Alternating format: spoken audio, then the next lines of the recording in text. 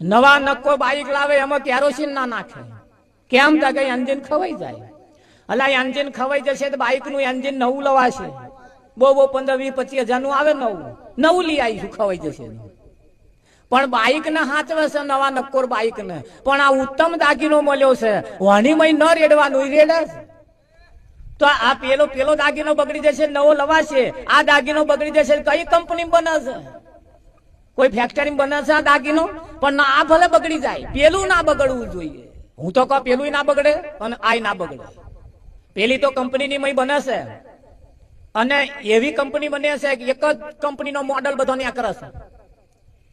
હા, તમે એન્જિન ખવાઈ જાય બીજું લાવી દઈએ એમાં, પણ આ એન્જિન તો એક વખત ખવાઈ ગયું પછી એને રિપેર કરવું મુશ્કેલ છે. એટલે સાચો વાત જેવું તો હોને છે. એટલે કહું, સંસારમાં રચો પચો રે, સંસારમાં સરસો રે, મન મારી પાસ રાખે, એ મારો ઉત્તમ ભક્તો છે.